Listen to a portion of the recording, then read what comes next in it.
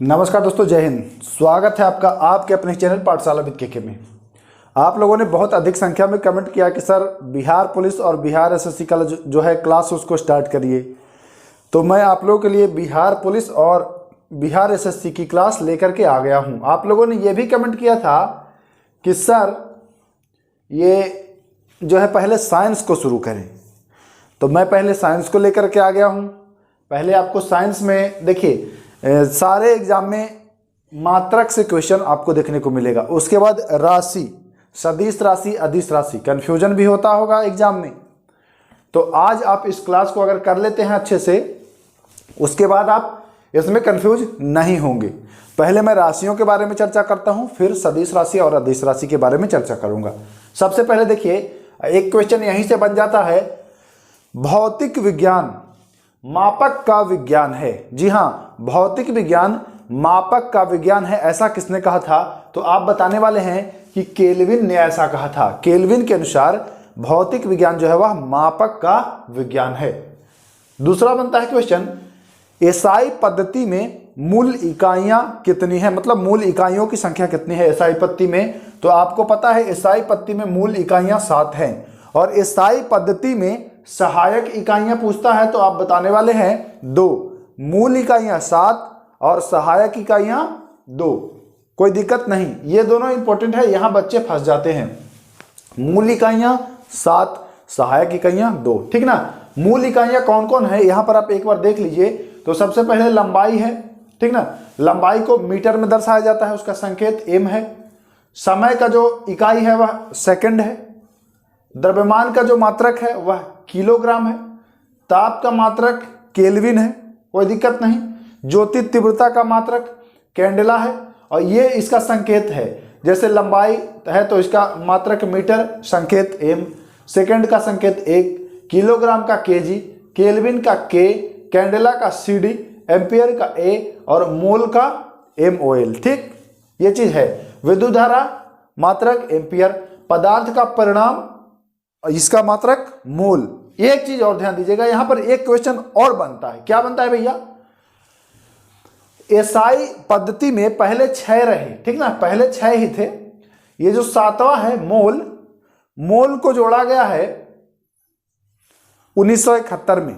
तो ये भी क्वेश्चन बनता है कि मोल को मूल यूनिट में कब जोड़ा गया है, मोल को जो मूल यूनिट में कब जोड़ा गया है। तो ये चीज आप बताएंगे 1971। और देखिए पहले एसआई नहीं होता था, एसआई को 1960 में जोड़ा गया है। तो यहां से भी एक क्वेश्चन बनता है कि एसआई यूनिट को मान्यता कब मिली। जी हाँ, एसआई यूनिट को मान्यता कब मिली? तो आप बताएंगे 1960 में। एसआई यूनिट को मान्यता जो है वह 1960 में मिली है। ठीक, ध्यान दीजिएगा। आगे चलते हैं हम लोग। हाँ, एक चीज और ध्यान दीजिए, एसआई का फुल फॉर्म क्या होता है? एसआई का फुल फॉर्म क्या होता है? अगर आपको पता है तो कमेंट करिए, और नहीं पता है तो हम वीडियो के लास्ट में आपको बताएंगे। क्योंकि देखिए एसआई यूनिट सभी लोग जपते रहते हैं, लेकिन फुल फॉर्म जब पूछ दो तो भैया याद नहीं है। तो अगर आता है तो कमेंट करिए, नहीं तो इंतजार करिए, मैं बताऊंगा।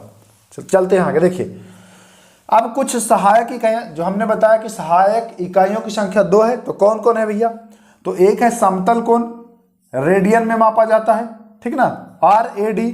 और एक है ठोस कोण, ठोस कोण को स्टेरेडियन में मापा जाता है, SR इसका संकेत है। ठीक, समतल कोण रेडियन और ठोस कोण स्टेरेडियन, ठीक ना। अब आगे देखिए, ये अब कहेंगे कि याद करने वाला नहीं है, ये है आपका समय बचाने वाला क्वेश्चन। क्या है? परीक्षा में एक बार पूछा था कि 1 वर्ष में कितने सेकंड होते हैं। तो अब लगे बच्चे क्या करने, 1 घंटा में पहले 60 किए, फिर 24 घंटा गुने, फिर 60 मिनट, और फिर 60 सेकंड, ऐसे किए। फिर इसमें 365 से ये किए गुणा, है ना, तब निकाले। तो इतना आपको नहीं करना है, आपको इतना नहीं करना है। आपको बस याद रखना है 3.16 गुने 10 की पावर 7, 3.16 गुणे 10 की पावर 7 सेकंड। याद रखना, समय बचाएगा एग्जाम में। ये वाला भी पूछा गया है, 1 पाउंड में कितने ग्राम होते हैं? तो 453.59 ग्राम। जी हाँ, 1 पाउंड में 453.59, लगभग 450 ग्राम से ऊपर होता है इसका मतलब मात्रा होती है इसकी, है ना। ध्यान दीजिएगा, ये पूछता है एक पारसेक बराबर 3.08 गुणे 10 के पावर 16 मीटर, 3.08 गुणे 10 के पावर 16 मीटर या 3.26 प्रकाश वर्ष। ठीक, कोई दिक्कत नहीं। देखिए यहां पर आ गया ना, एसआई पद्धति को अंतरराष्ट्रीय पद्धति के रूप में कब स्वीकारा गया, तो 1960 में स्वीकारा गया है। आगे चलते हैं, नाभिक की लंबाई मापी जाती है तो फर्मी मीटर के द्वारा। कैसे? फर्मी मीटर के द्वारा नाभिक की लंबाई मापी जाती है। रीम में किसकी माप की जाती है, तो भैया कागज की जाती है। किसकी? कागज की। समुद्र की गहराई मापा जाता है फैदम से, एक फैदम बराबर 6 मीटर। इसका भी ख्याल रखिएगा, पूछ देता है एग्जाम में। एक फैदम यहां लिख देते हैं, है ना, या लिखना क्या है आप याद रखिए, एक फैदम 6 मीटर। चलते हैं आगे। ओजोन परत की मोटाई को मापा जाता है तो यह डॉप्सन से मापा जाता है। ओजोन परत की मोटाई को जो है वह डॉप्सन से मापा जाता है। इसके बाद हम लोग कुछ और राशियां हैं, उसके बारे में हम लोग चलते हैं। देखिए यहां पर हमने राशि लिखा है, यहां पर मात्रक लिखा है, ठीक ना। तो देखिए त्वरण का मात्रक मीटर प्रति सेकेंड स्क्वायर। जी हां, मीटर प्रति सेकेंड स्क्वायर त्वरण का मात्रक। बल का हो जाएगा आपका न्यूटन। दबाव का आपका हो जाएगा पास्कल या न्यूटन प्रति मीटर स्क्वायर। जी हां, पास्कल या न्यूटन प्रति मीटर स्क्वायर। शक्ति का तो वाट या जूल प्रति सेकंड। जी हां, वाट या जूल प्रति सेकंड। आवृत्ति की अगर पूछे तो बताएंगे हर्ट्ज, ठीक ना। पृष्ठ तनाव का न्यूटन प्रति मीटर। जी हां, पृष्ठ तनाव का जो मात्रक है, एसआई मात्रक, वह है न्यूटन प्रति मीटर। विभव और विभवांतर का जो एसआई मात्रक है वह है वोल्ट। ठीक। विद्युत धारिता इसका है फैराडे। विद्युत प्रतिरोध इसका है ओम। प्रकाश तरंग दैर्घ्य इसका है एंगस्ट्रम। ध्यान दीजिएगा, इंपॉर्टेंट है, पूछा जाता है दोस्तों। ये आपको भले लग रहा होगा थोड़ा सा कठिन, लेकिन एग्जाम में पूछा जाता है, बहुत बार पूछा जा चुका है।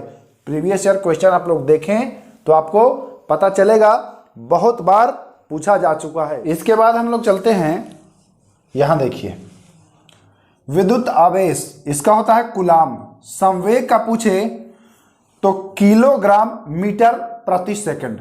विद्युत चालकता की बात की जाए तो म्हो होता है, ओम का उल्टा होता है। देखिए ओम होता है ना, तो इसका उल्टा होता है म्हो। विद्युत चालकता का, विद्युत प्रतिरोध का ओम होता है और चालकता का इसका उल्टा होता है MHO यानी म्हो, ठीक ना। ऊष्मा का कैलोरी, ध्वनि तीव्रता का डेसिबल, बल का CGS में होता है इसका डाइन, और SI यूनिट में होता है आपका, देखा आपने, बल का होता है कहाँ गया, न्यूटन। ठीक। 1 न्यूटन बराबर 10 के पावर 5 डाइन। न्यूटन समझ लो कितना बड़ा डाइन था। 1 न्यूटन में 10 के पावर 5 डाइन। यहाँ आदमी एक ही डाइन से डरा जाता है ना, न्यूटन से कितना डराएगा। प्रेरकत्व का जो है मात्रक वह है हेनरी। विभव का वोल्ट है, हमने बताया है, विभव और विभवांतर दोनों का। अब यहाँ पर 1 हॉर्स पावर बराबर 746 वाट भी है, ये भी ध्यान दीजिएगा। चुंबकीय क्षेत्र का यूनिट टेस्ला है, और द्रवों का प्रवाह जो है वह मापा जाता है किससे भैया, तो क्यूसेक से, तो इसका मात्रक क्यूसेक हो गया। वायुयान की चाल जो है वह मैक संख्या से मापी जाती है, और कंप्यूटर की मेमोरी जो है वह बिट्स से मापी जाती है, या कंप्यूटर का याददाश्त भी अगर पूछे तो यही बताएंगे। तो ये सारे जो थे मात्रक थे, इंपॉर्टेंट मात्रक थे जो एग्जाम में पूछे जाते हैं। अब हम लोग कुछ राशि जान लेते हैं, क्योंकि राशि से भी आता है कौन सदिश राशि है, स्केलर क्वांटिटी, और कौन वेक्टर क्वांटिटी है। तो इससे भी आता है क्वेश्चन, इसको हम लोग देखते हैं। सबसे पहले स्केलर देखते हैं, स्केलर क्वांटिटी यानी अदिश राशि। जी हाँ, क्या है इसका भैया मतलब, जिन भौतिक राशियों को व्यक्त करने के लिए दिशा की नहीं केवल परिणाम की आवश्यकता होती है, अदिश राशि, अदिश मतलब दिशाहीन, ठीक ना, अदिश मतलब दिशा नहीं है इसमें, आप इसको इसी से समझ सकते हैं। अदिश मतलब दिशा नहीं और सदिश मतलब दिशा सहित, ओके, ध्यान दीजिएगा। तो इसमें केवल परिणाम की आवश्यकता होती है, दिशा की कोई आवश्यकता नहीं होती है। जैसे लंबाई, अब देखिए स्केल है ये, इसकी लंबाई है तो ये किस दिशा में है, कुछ पता है? उत्तर दक्षिण पूर्व पश्चिम, कहीं कोई पता नहीं है। तो लंबाई जो है वो क्या हो जाएगा? अदिश राशि। दूरी का मतलब कह दिया कि 5 किलोमीटर दूर जाना है। अब भाई 5 किलोमीटर दूर, तो दिशा भी तो बताओ किधर हम 5 किलोमीटर दूर चल जाएं, पूरब चल जाएं कि पश्चिम चल जाएं? दिशा का भी इसमें ज्ञान नहीं है, केवल 5 किलोमीटर आपको परिणाम पता है कि 5 किलोमीटर चलना है, लेकिन दिशा नहीं पता है। समय 4 घंटा में आपको काम करना है, तो भाई 4 घंटा तो पता है लेकिन दिशा इसमें कहाँ है, कुछ नहीं है ना।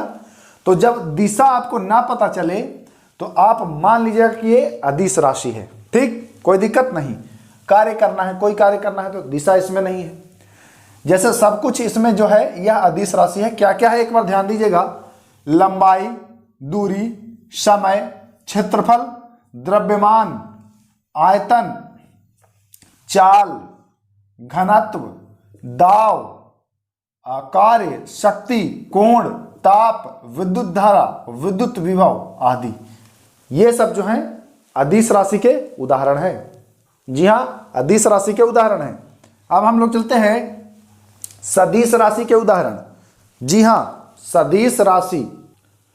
सदिश राशि में जैसा कि हमने बताया कि इनको व्यक्त करने के लिए परिणाम के साथ साथ दिशा भी आवश्यक है, दिशा भी आवश्यक है भैया। इसके उदाहरण क्या क्या है देख लेते हैं, मार्कर बदलते हैं पहले क्योंकि लाल में लाल मैच नहीं करेगा। इसके उदाहरण देखिए, तो इसके उदाहरण बल। अब आप कहेंगे कि सर बल लगा रहे हैं, कोई दिशा है क्या? तो बल जो दिशा होती है वह गुरुत्वाकर्षण, जैसे बल आप लगाए तो बल की दिशा वही होती है जो दिशा भार की होती है, और यह बल का मतलब कि आपने पृथ्वी पर लगाया, इसकी दिशा है। गुरुत्वाकर्षण किधर लगता है, इसको हमने छोड़ा तो ये इधर तो नहीं जा रहा है, नीचे ही जा रहा है ना, तो इसकी दिशा ज्ञात है। ये सदैव गुरुत्वाकर्षण खींचता है, यानी कि नीचे की ओर ही जाता है, तो इसमें दिशा आपको पता है। बल में आपको दिशा पता है, भार में भी आपको दिशा पता है। ये चीज ध्यान दीजिए। जैसे इसको आपने छोड़ा तो ये ऊपर नहीं उड़ गया, इसको दिशा पता है, ये बल नीचे की ओर ही लगाएगा। तो ये चीज ध्यान दीजिएगा, बल जो है वह सदिश राशि है, भार भी सदिश राशि है, विस्थापन भी सदिश राशि है। उसी प्रकार से वेग, त्वरण, संवेग, बल, आघूर्ण, आवेश नहीं है, आवेग है, और विद्युत क्षेत्र, ये जो सारे हैं यह क्या है? सदिश राशि के उदाहरण है। एक बार फिर से देख लीजिए, सदिश राशि में आता है बल, भार, विस्थापन, वेग, त्वरण, संवेग, बल, आघूर्ण, आवेग, विद्युत क्षेत्र। ठीक, ध्यान दीजिएगा। एक दो पॉइंट और है, इसको डिस्कस करते हैं।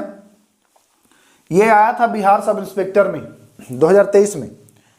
कोई वस्तु जब समय के साथ साथ अपनी स्थिति बदलती है, तब समय के साथ उसकी स्थिति में जो परिवर्तन है वही गति कहलाता है। क्या कहलाता है? गति। ठीक ना, ध्यान दीजिएगा, गति कहलाता है। गति के प्रकार रेखीय गति, अनियमित गति, कंपन गति, वृत्तीय गति और एक समान वृत्तीय गति। नेक्स्ट वीडियो में हम लोग पढ़ेंगे रेखीय गति के उदाहरण, अनियमित गति के उदाहरण, कंपन गति, द्वितीय गति, वृत्तीय गति और एक समान वृत्तीय गति के उदाहरण पढ़ेंगे। इसके अलावा हम लोग न्यूटन्स लॉ भी पढ़ेंगे।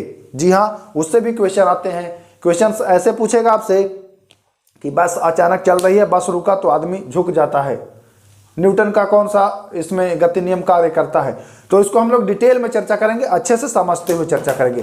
फिलहाल आप ये कमेंट कर दीजिएगा ये वीडियो कैसा लगा। इसमें हाँ, एक चीज हमने और बताया था, एसआई का फुल फॉर्म हमने बताया था, एसआई यूनिट का फुल फॉर्म बताने के लिए। तो देखिए, एसआई यूनिट का फुल फॉर्म होगा system of international unit. SI unit का फुल फॉर्म जो है वह सिस्टम ऑफ इंटरनेशनल यूनिट। ठीक, ध्यान दीजिएगा। तो आज के बाद अगर आप लोग से कोई पूछे एसआई का फुल फॉर्म, तो बताएंगे एसआई यूनिट का full form system of international. उम्मीद करता हूं दोस्तों ये वीडियो आपको अच्छा लगा होगा। अगर वीडियो अच्छा लगा है तो लाइक कर दें, और हाँ, बिहार पुलिस, बिहार एसएससी की तैयारी करने के लिए चैनल से जुड़ जाए। करना है तो सब्सक्राइब कर लें, क्योंकि क्लास अब आपको कंटिन्यू मिलेगा। जय हिंद।